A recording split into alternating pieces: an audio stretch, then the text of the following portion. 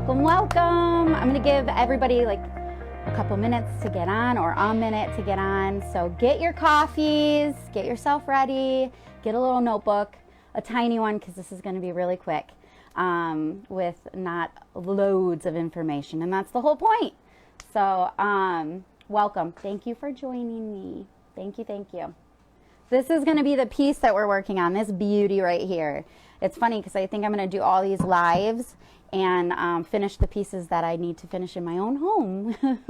So that's the jam today. I want to show you the 3 products. We'll just kind of get into this that I'm going to be using today, since that was the big thing. So this is the cleaner. You're always going to want to clean your piece first. This is going to be the paint that we use, and I'll explain why we're using this paint first and why I would tell any beginner to start with Annie Sloan paint. And then this is going to be the sealer. So all that is what you need for today. You obviously are going to need some supplies.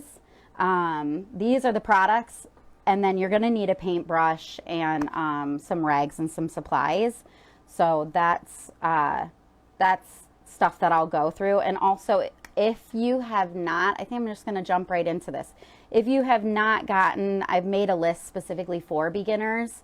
If you haven't gotten that list, it's in my about page under my bio. So just click that link and get that list, and it's specifically tailored to beginners. So it's not to break the bank. It's not to you know, dive in with all the most expensive, best stuff, because you just really want to figure out if this is something that you like first. So check that out afterwards, and just kind of go through it and see what you need to do this type of a project, and then you can get right into it.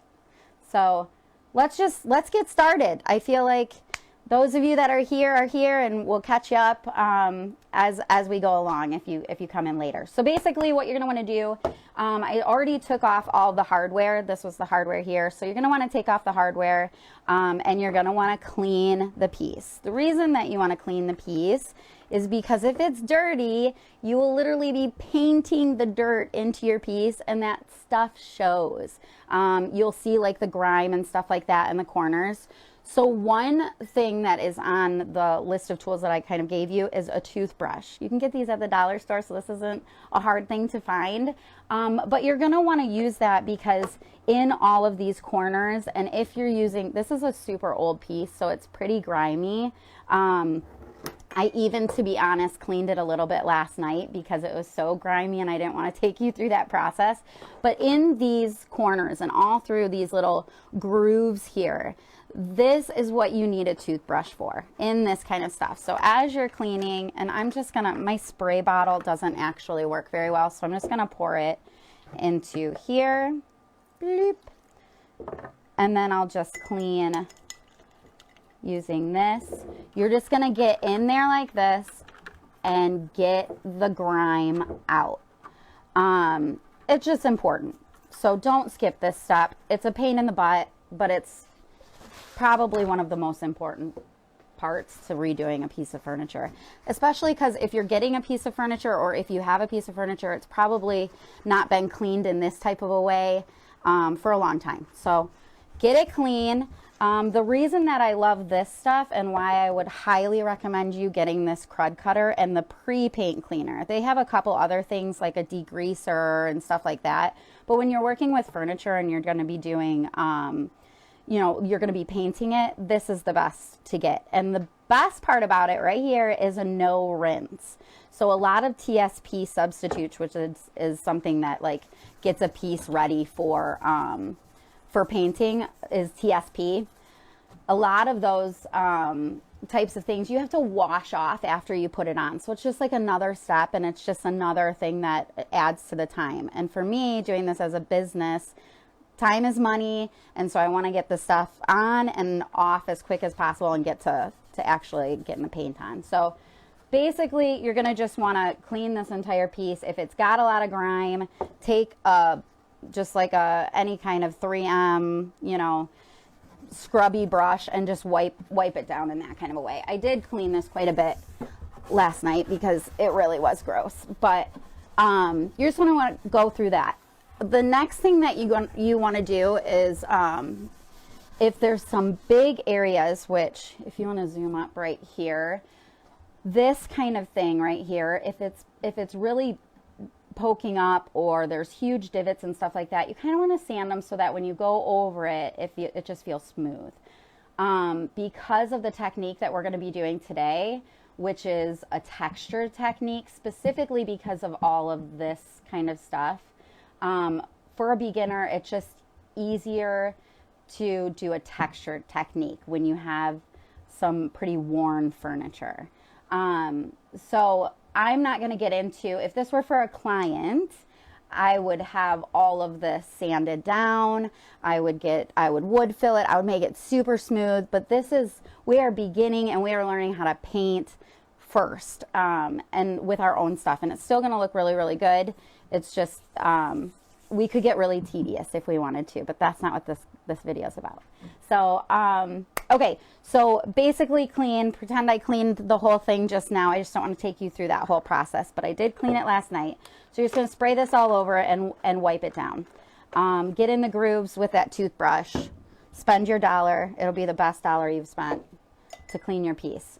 So the next thing that you're going to use is your paint. The reason that I'm going to really push Annie Sloan Paint, I am not an affiliate for her. I do not get any commission, although I wish I did, and I love her stuff, so maybe one day. But basically the reason that I'm saying to use this is because it really is the easiest paint to put right onto a piece. Most paints, you will have to use a primer or you'll have to use something else to make sure that it sticks to your piece. Annie Sloan stuff sticks to pretty much anything. So yes, it's a little more expensive. However, you're not buying the other step that you would need for every other paint. So you're not buying the primer, and it pretty much equals out, to be honest. So you're just going to open this puppy up, and then because I want a textured look, I'm using a round brush. This is Annie Sloan round brush, so this is a little more expensive. However, I wanted to show you, I don't have it, but Zebra, I have so many paintbrushes. Zebra makes a circular paintbrush. It's thinner, it's smaller than this. It's probably like 10 bucks, and it will give you the same effect. Let me see. Sorry. I know I have it. Is this it? Nope. Okay, well, either way. It's smaller. But anyways, if you want to save money there, get the Zebra one, and it'll have the same effect. So you're going to want to stir up her paint. A lot of like the color and stuff will settle at the bottom. So you want to make sure that you stir up her paint and get that all mixed in. This is pretty thick, but since I'm going for a textured look, I'm okay with that. If you wanted a smooth look, you would actually pour this into a separate container and add some water into it. Her paint is good with water. So if you want a thinner, smoother look, add water to it, but not in the pot, not in the paint pot. Bacteria will grow in here, and it will end up getting moldy and gross, and it actually smells. Even if the bacteria isn't showing up yet, it gets smelly. So put it into its own container. That's why I brought some of these, and then add some water to it, mix it up, and then slap it on.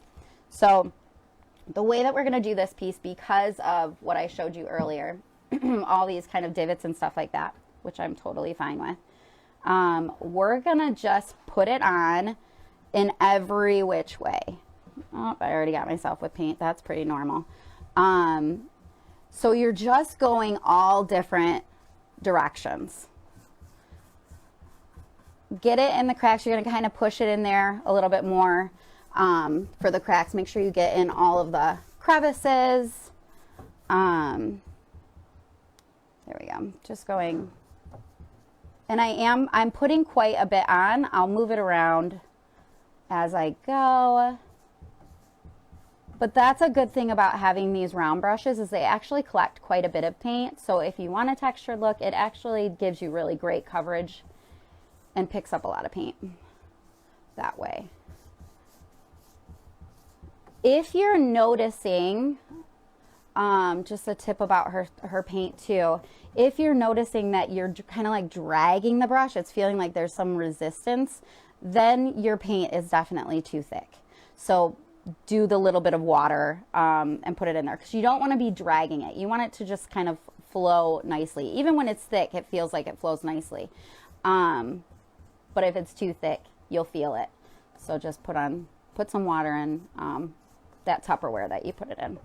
So you're just going in every which way, and that kind of helps just kind of cover up some of these issues that are on this piece that we're not fixing today or ever, really, because I'm painting it. So we're not going back to fix the issues.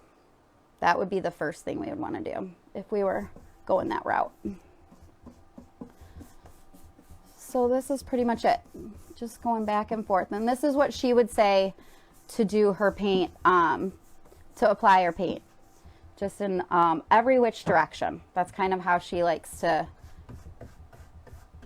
have it. But yep, in these little areas, you're going to want to squish your brush in there. I'm going to show you really quick too the difference. I'll do it up at the top so you can see a little bit better. Okay.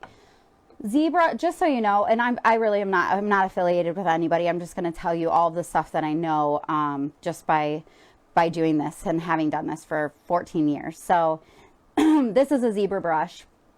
It's a nice one. I really like their collection and their price range. They're very competitive with their prices, and their brushes are really nice. You can get them at like Home Depot or wherever. But basically, if you wanted a smoother look, first of all, you would want a little bit of watered down paint, but a flat brush definitely gives you more of a smooth, linear look. Even if I were to do that with the round brush back and forth like this, it's not going to give me this smooth look.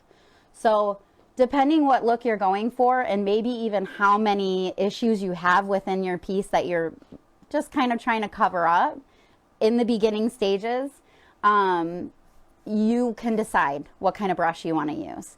Like I said, Zebra offers both, and so does Annie Sloan. This is an Annie Sloan brush. She offers another size that's a little bit bigger than that so that you can get a smooth look. She's all for smooth too, but really her stuff shines textured, in my personal opinion. So as I continue, I'm going to paint a couple more, a little bit more. Some people will, when I first started, I would even paint the hardware just because her paint could go over hardware, and I thought it was pretty cool just kind of having it all one color, and then I would sand off some of that on the hardware, and it just was a look that I liked then. So you're welcome to do that too, and it'll work just fine.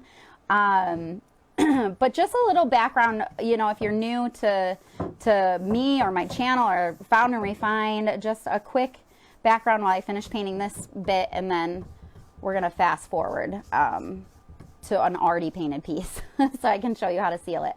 But I've been doing this for 14 years, refinishing furniture. It really started as like a side gig for me.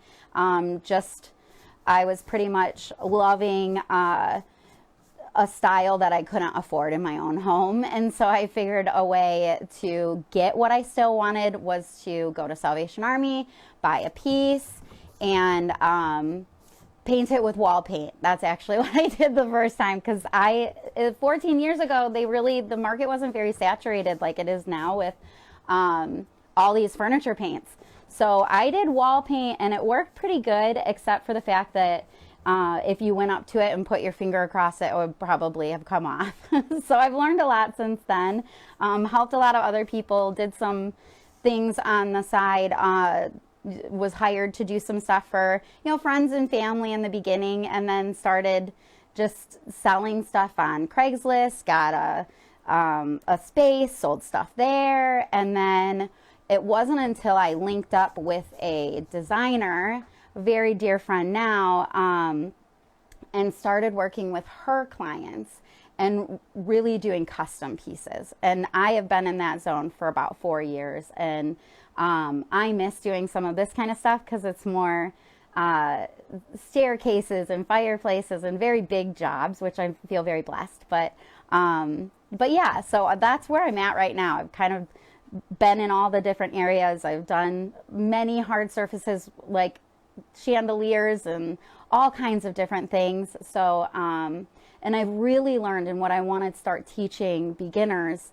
is how to find the right product for that exact job, because it 100% reflects my business. If I don't use the right product, even though the product stinks, it looks like I stink. So I made it a really important like goal of mine to use the best products for that particular job. And they're not all Annie Sloan paint. There are many, many good products out there, but there are also some really not so great ones and not trustworthy ones. So it really has been figuring out how to find those and put my name behind them as well for my company. So that's what I want to start passing on to beginners, because I think it's such a game changer when you can take something that you have and make it look completely different and customize it to your space and to exactly what you want. It's like the coolest thing. So anyways, that's me. That's a little Cliff Notes about me and my past, my beginnings. So, okay, so basically this is the first, and I would always tell clients if they're watching me paint, which sometimes they do, I'm like, please don't look at this like this. Don't judge this. So don't judge this. This is how it looks in the beginning. It needs to dry, and then you need to come back at it. And because I'm using such a light color, this will probably get 2 to 3 coats, to be honest. The third coat will be like touching up areas that you just keep pulling off, like the raised areas sometimes can get a little difficult. So you'll go back to those maybe 3 times total. But another really quick tip before we move to finishing it, if you're wanting a smooth look, and all of the same product, right? But you're just wanting a little bit more smooth look. This kind of a spray bottle, this is a mister, so it's not like, and then it just like spreads the stuff everywhere. Because this is chalk paint, when it gets wet, it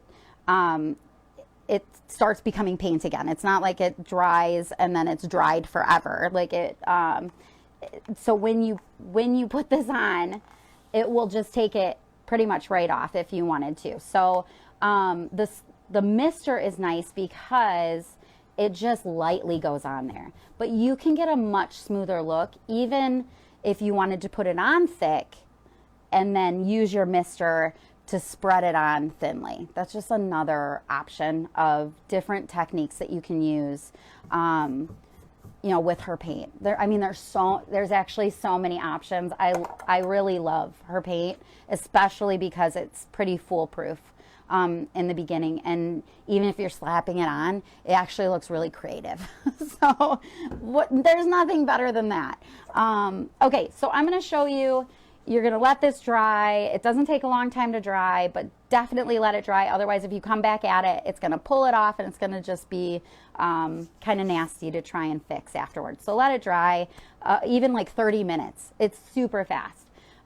So be patient. And I'm going to show you I have 2 of these that I needed to do in my own home. So we'll bring this guy in. Whoops. Okay, so there, is that good? That should be good. Okay, so this is what it looks like after it's dry. There's no sealer on here. It obviously looks chalky. It's chalk paint, so that makes sense. I did texture because this, believe it or not, this one was in way worse shape than the one that I was showing you. So there were some big gouges and stuff like that, but you really can't see it because the texture. So let me show you. So what I like using with her paint, you could use anything. You could use a polyurethane. You could use any of that stuff. But what is the most beautiful look is using her wax. It just gives it this buttery, I mean, you're going to see it in a second, but this buttery look that you cannot get from a polyurethane. So I'm 100% if you're using her chalk paint, and it's not on like a table that's going to have a ton of water on it or anything like that, I'm all about use her wax. If you're going to be setting, if you're putting it on a table and you're going to be setting wet drinks on it or something that really needs like a good solid sealer, you're going to have to use a polyurethane. But for this piece, I'm just taking it out, putting it in here. Okay, so it's literally wax. And then they have wax brushes. You really could use a chip brush if you wanted to. If this is your first time, don't go buying a $40 brush. It's not worth it. Get a, I mean, it is worth it if you're going to do this for a while. But for the first time, it's not worth it to see if you like it. So get a chip brush and just stick your brush in there, whichever one you're using. Get quite a bit on there, okay? And then this is when you're going to want, I just use these shop towels, or a t-shirt or something that's going to be like lint free, because you're going to literally do like put on and wipe off, wax on, wipe off. So that's the end goal. So you're pretty much just getting it on here. You don't want it to be, you don't want to just leave it like this because it will dry hard. And that's not the look. That's just not the look we're going for. So you want it, you want to work it in there because I have texture. You do want to make sure you kind of like squish it in there. And then work in sections because you might forget where you just did it. Usually you can see there's like a darkness to it, but this one actually doesn't show as much. And then you're just going to wipe a little. I'm not pushing hard. I'm just wiping off the excess. And then if it gets in here, guys, just kind of try and get it out of holes and stuff because it will dry that way. And there we go. And the same, so this is just really what you're doing throughout the whole piece. Just waxing it on and wiping it off. If it's going to be a piece that that gets somewhere as far as cups are concerned, or you know, any kind of side tables or whatever, not an actual tabletop like a kitchen table, but like any other type of table, I would do this twice. Usually she would say once is enough, Annie Sloan would say, but I would do it twice because it's just better to be safe than sorry and have a big ring on your furniture. Like anything, I mean, even if you had a wood piece, you want to make sure that you're not just setting a wet cup on it. So it's the same thing. Just treat it the same way you would any furniture, I guess. So it goes on pretty quickly. But this is your sealer. And then it cures. The cure time for this is kind of long. So it's 28 days. So that's kind of long, and that just means don't drag something over the top of this because it's not fully cured. It's not hardened yet. So be gentle for the first month. And then it's super hard and ready to rock. But I always tell my clients, like, just don't drag anything across it, and lightly set whatever's going to be on it. Lightly set it on. Don't just shove it in there.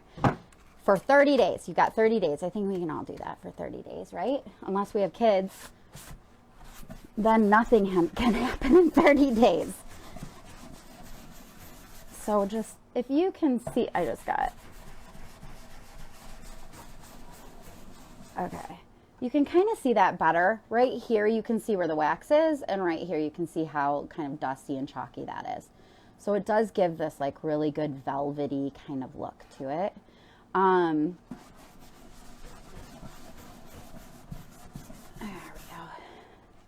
So I won't seal this whole piece. This is just to kind of give you guys just an idea.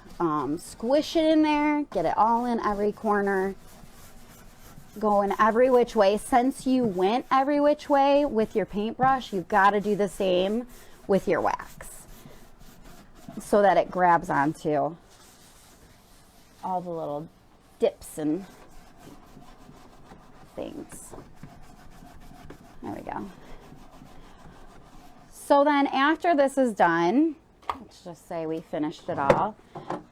You can take your hardware, whatever your hardware currently is, and honestly, like if I put this on here, that's not a bad look. You can finish here, and be completely ready to have just a new piece. I mean, if you look at the wood of that and how it looks now, and if we, I'm going to just shove these in here really quick. Hold on. It does make a big difference. There. Just in how the piece feels, like so much more feminine. It's pretty, it's got texture, and I just think it looks super good. And that was honestly, I mean, well, on here that was like 10 minutes, right? Ta-da! But really, this would take a day, right? If you spend a day coming back and forth to it, do whatever you have to do around the house, and then come back and put your second coat on. This really could all be done in a day for sure. So that's the beauty of Annie Sloan paint, and just the beauty of refinishing things. I am going to, this is where I'm going to stop for today, but I am going to pick up after the holidays and show you a couple more things that you could do to kind of zhuzh this up if you so desired. Just to kind of show you the next steps that would happen after you do something like this. So that is to come, but this is the beginning, and you could stop here, and that's where we're going to stop. So thank you so much. Thanks for joining me, and I'll see you next time.